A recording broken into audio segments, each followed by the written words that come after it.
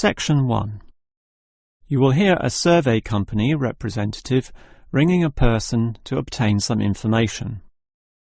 First, you have some time to look at questions 1 to 5.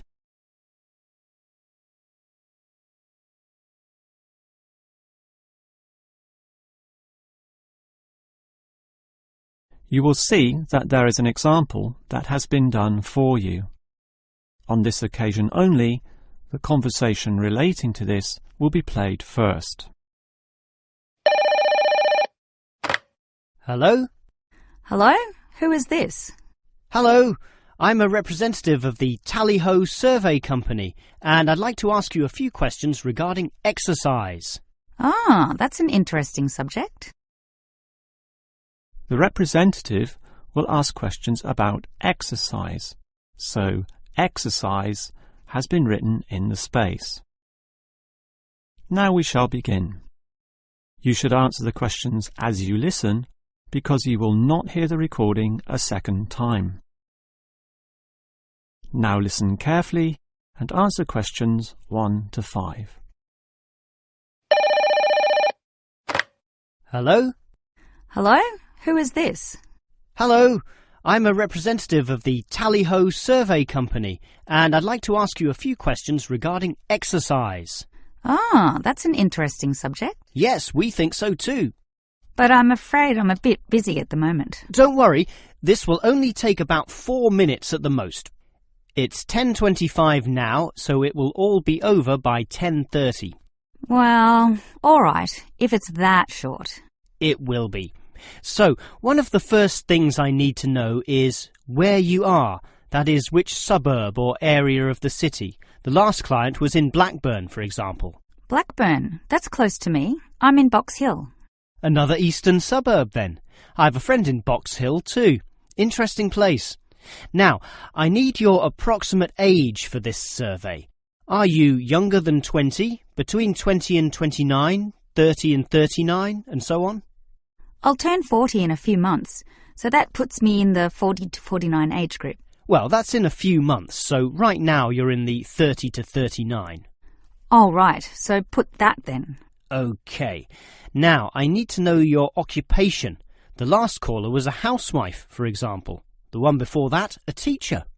I used to be a teacher too, teaching cookery. And now? Now you can just put domestic duties. Actually, I hope to begin a new job soon as a cook, but that won't be for some time yet. I have to wait for my husband's restaurant to open. Cook? That sounds interesting. But it's domestic duties for now. OK, that just leaves some information about your family. This is not obligatory at all, so if you don't want to answer, that's fine. What sort of information exactly? Oh, it's very broad. Married with children, single mother, that sort of thing.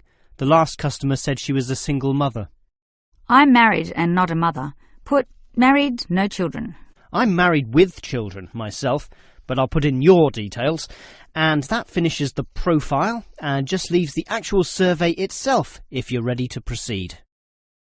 Before you hear the rest of the conversation, you have some time to look at questions 6 to 10.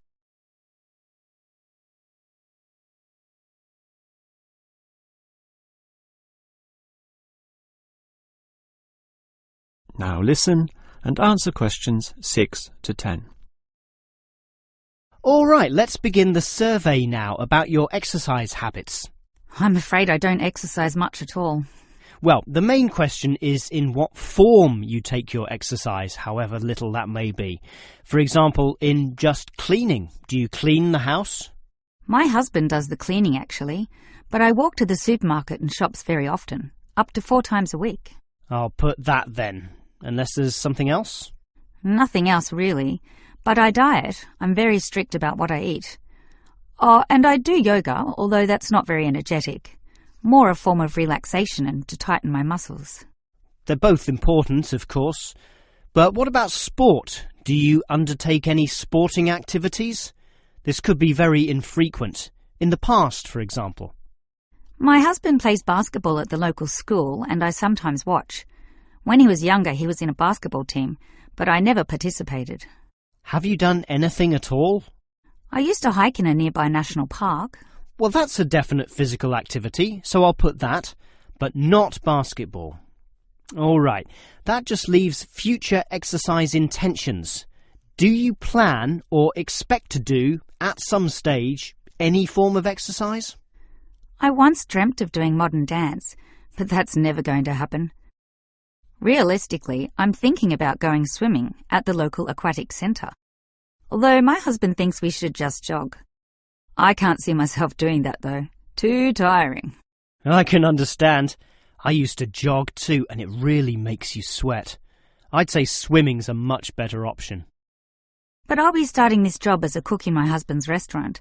I imagine I'll be very tired doing all those late shifts. But if I have any energy left over, I might go to the aquatic centre to release some stress. All right, well, that's the end of the survey. Thank you very much for your time. That is the end of section 1.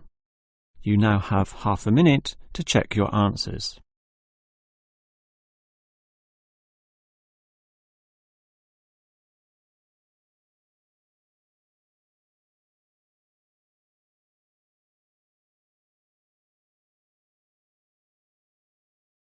Now turn to section 2. Section 2. You will hear the director of a Language Centre library explaining about its facilities to some new students. First, you have some time to look at questions 11 to 16.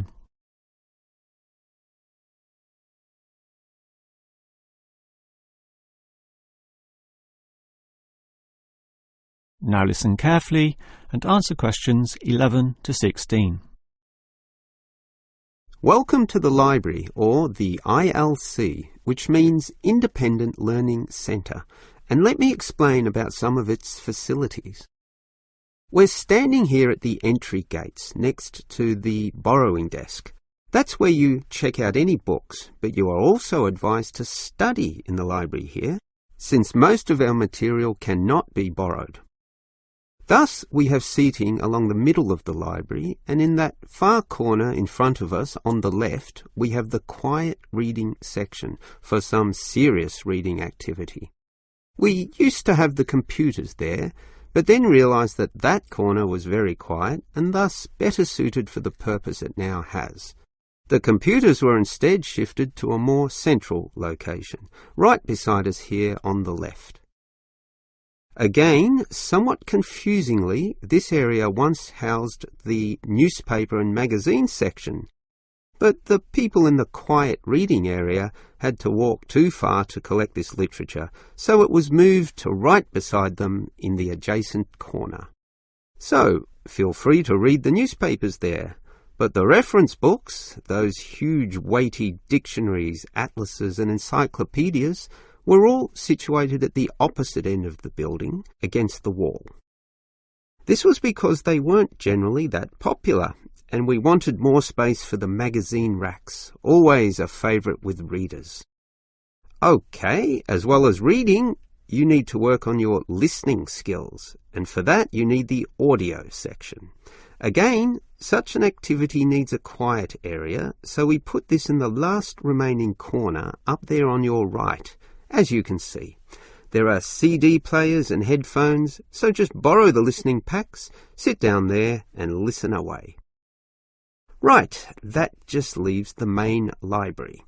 In other libraries, that's often right beside the newspaper and magazine section, allowing freedom to choose from all genres of literature, but here we've got them further apart.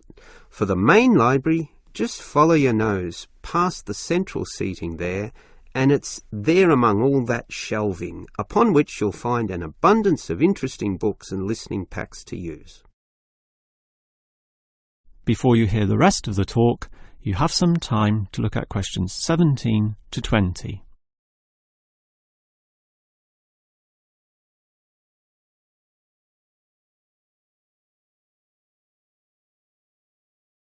Now listen and answer questions 17 to 20.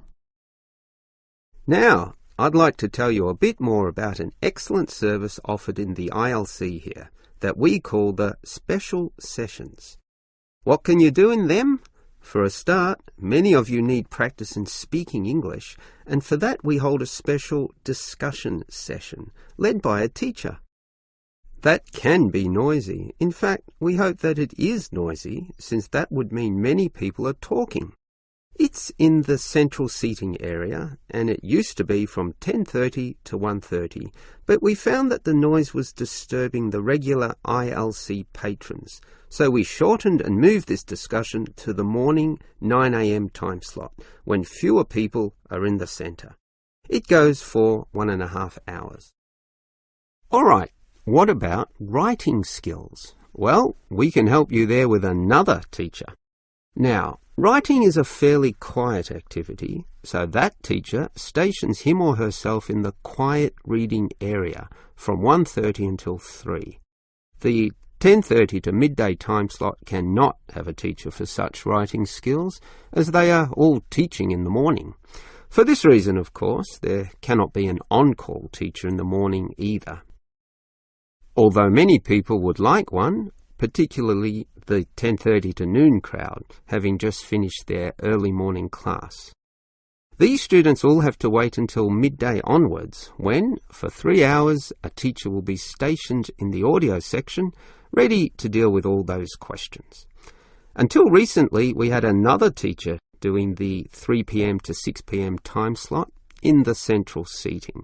But all the noise interfered with the late users of the ILC, so we had to cancel that. Also noisy can be the language exchange, where local students who want to learn your language will help you practice English.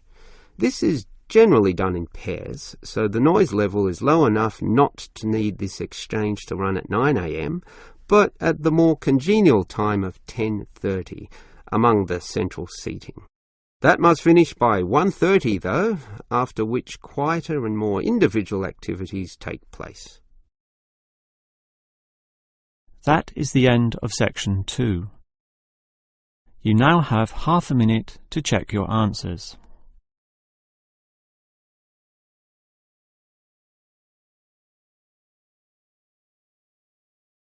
Now turn to section 3. Section 3.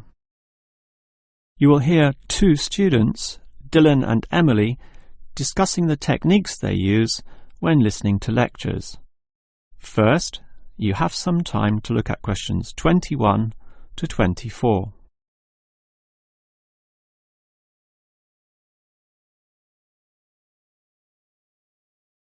Now listen carefully and answer questions 21 to 24.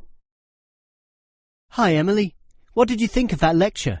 A bit hard to follow, but I have some good lecture listening note-taking strategies which really help, so I can review the lecturer's message later. Lecture listening note-taking strategies? Review it later? That sounds interesting. I must admit, I struggle a bit to take down the gist of what I hear. Look at my notes.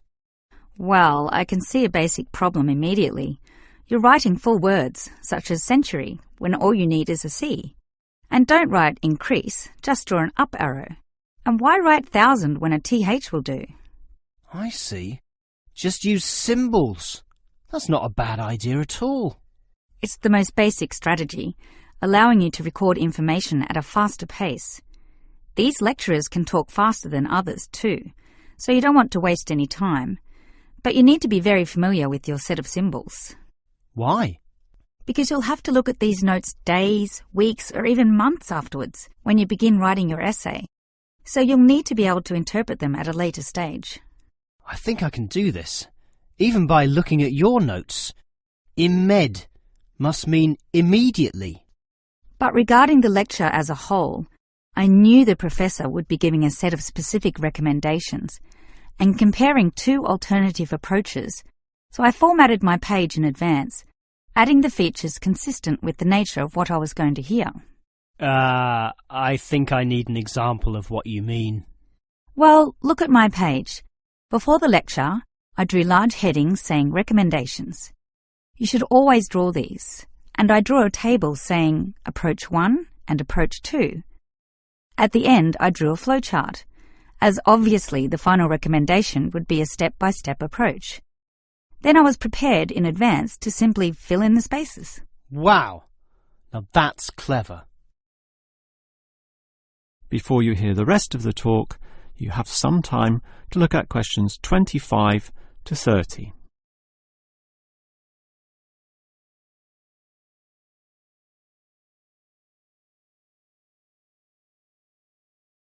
Now listen and answer questions 25 to 30. Your advice about note-taking sounds great, but I still have one question, Emily. How are you able to design your page in advance?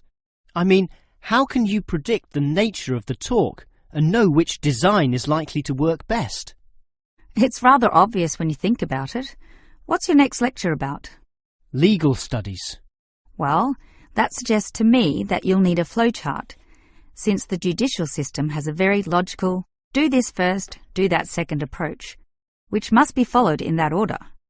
You know, all the processes that happen in the courtroom and the procedures that must take place to ensure complete legality. Sure, that's the way law is, very linear and orderly. But what about culture studies? That's just a mass of comparisons of different cultures. Which tells you that you'll need a table where, in tabular form, you can efficiently write down information. But often the lecture's not that simple. The professor throws in a really complex mix of ideas. Then use a spider graph, like the web a spider makes, where there's a central idea around which you attach all the associated thoughts and ideas and impressions. I see. I think I understand. And that would be very quick too, very efficient. I like that. But what about management theory? How would you approach that? The same as with culture studies. I'd use a network, which is basically the same as a spider graph, linking thoughts, although this time there are directions involved. It is this element that makes it different, the fact that the thoughts go one way and not the other. Okay, has directions. It sounds logical. And what about the other subjects, such as political science? There's no predictable order to that. Well, for that I'd just put my notes in a line, that is, in linear or straight line fashion, and these notes would use symbols, of course, to save time. Okay, that just leaves mass media. For that, I wouldn't have any special design at all.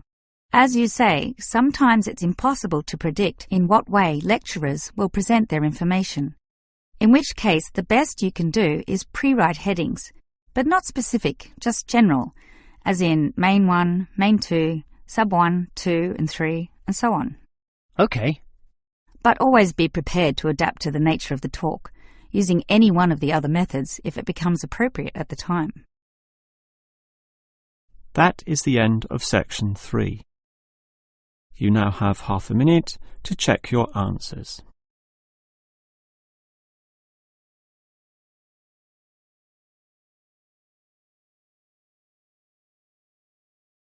Now turn to section 4.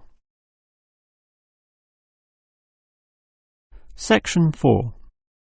You will hear a lecturer talking about an unusual atomic particle called a neutrino. First, you have some time to look at questions 31 to 35.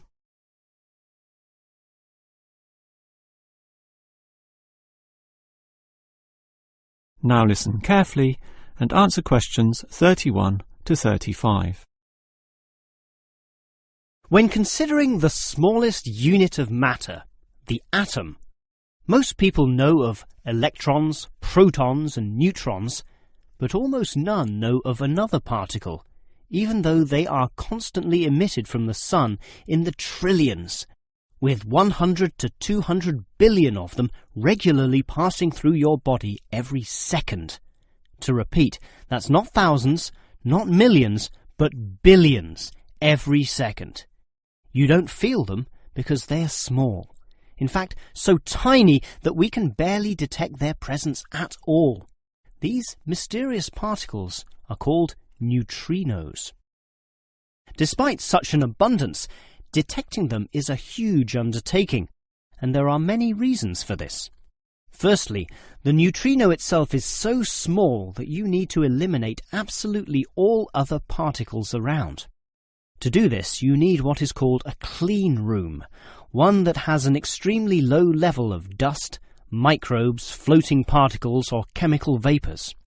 You probably don't know it, but the air around you right now has almost 40 million particles per cubic metre.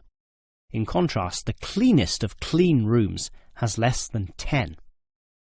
The second problem is that you also need an environment with absolutely no background radiation. At the surface of the Earth, such radiation is all around, from the sun and sky, and from TVs and communication devices. The only way to screen out all that is to go underground, and I mean deep underground. For example, the Sudbury Neutrino Observatory in Canada uses an old nickel mine, one of the deepest in the world, and puts the observatory in its lowest tunnel, more than 2 kilometres below the surface.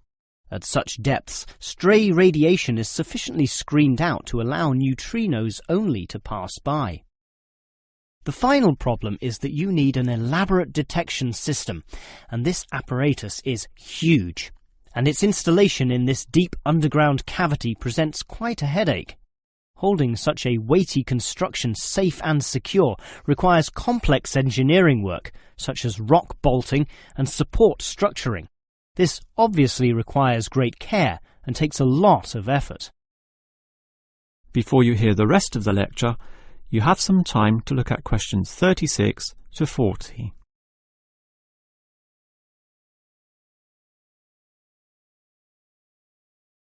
Now listen and answer questions 36 to 40. So I've told you about the difficulty in detecting neutrinos. They are tiny, virtually weightless, have no electric charge, and hardly interact with anything at all. Yet we can detect them, and to see how, let's consider the Sudbury installation once again. The detector there consists of a spherical container filled with heavy water. This rests inside another vessel filled with normal water, which helps support the weight of the inner sphere, as well as providing further shielding from any stray radiation. At the edge of this inner sphere are about 10,000 electronic detectors.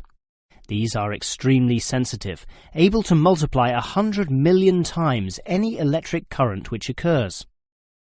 So, as the neutrinos pass through this sphere of water, there is a very, very, very small chance that one of them may hit a water molecule.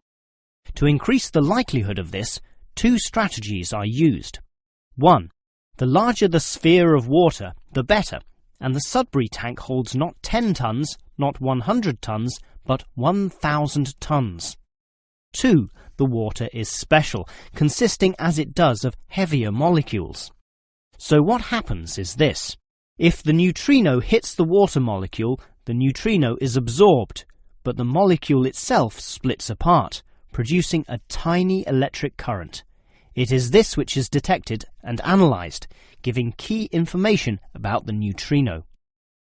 The final question is, why do we care about these elusive particles? Well, just think.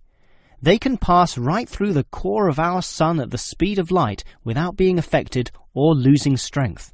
No other form of radiation can do that, meaning that the knowledge we get about neutrinos can help us to control them.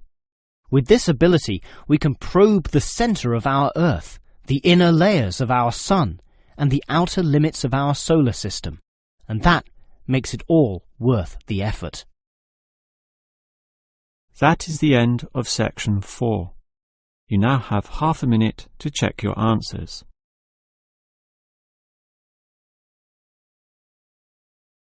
That is the end of the listening test.